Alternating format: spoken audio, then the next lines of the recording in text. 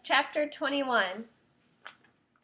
Adonai remembered Sarah as he had said, and Adonai did for Sarah what he had promised. Sarah conceived and bore Abraham a son in his old age, at the very time God had said to him. Abraham called his son, born to him, whom Sarah bore to him, Yitzchak. Abraham circumcised his son Yitzchak, Isaac, when he was 8 days old, as God had ordered him to do. Abraham was 100 years old when his son Yitzchak, laughter, was born to him. Sarah said, God has given me a good reason to laugh. Now everyone who hears about it will laugh with me. And she said, Who would have said to Abraham that Sarah would nurse children? Nevertheless, I have borne him a son in his old age. The child grew and was weaned, and Abraham gave a great banquet on the day that Yitzchak was weaned. But Sarah saw the son of Hagar, the Egyptian, whom Hagar had borne to Abraham, making fun of Yitzchak. So Sarah said to Abraham, Throw the slave girl out, and her son. I will not have the slave girl's son as your heir, along with my son Yitzchak. Abraham became very distressed over this matter of his son. But God said to Abraham, Don't be distressed because of the boy and your slave girl. Listen to everything Sarah says to you, because it is your descendants through Yitzchak who will be counted. But I will also make a nation from the son of the slave girl, since he has descended from you. Abraham got up early in the morning, took bread and a skin of water, and gave it to Hagar, putting it on her shoulder and the child. Then he sent her away.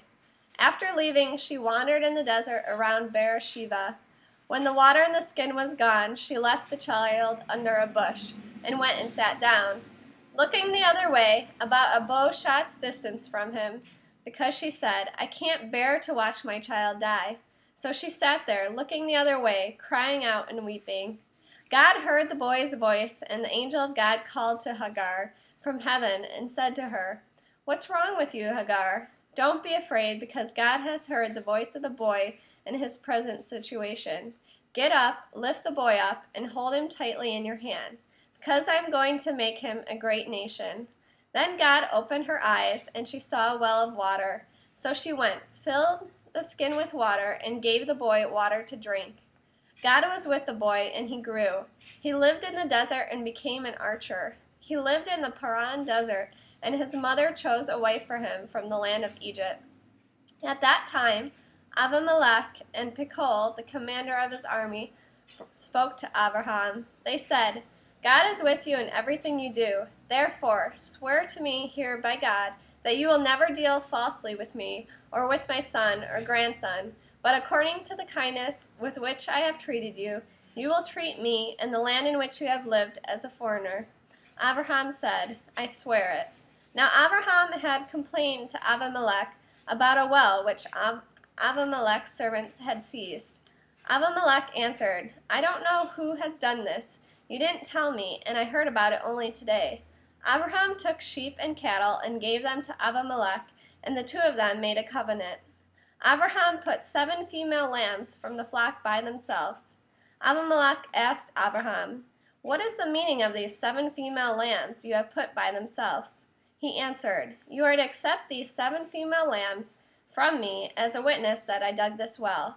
This is why that place was called Beersheba, well of 7, well of an oath, because they both swore an oath there. When they made the covenant at Beersheba, Abimelech departed with Phicol, the commander of his army, and returned to the land of Philistine. Abraham planted a tamarisk tree in Beersheba, and there he called on the name of Adonai, the everlasting God. Abraham lived for a long time as a foreigner in the land of the Philistines.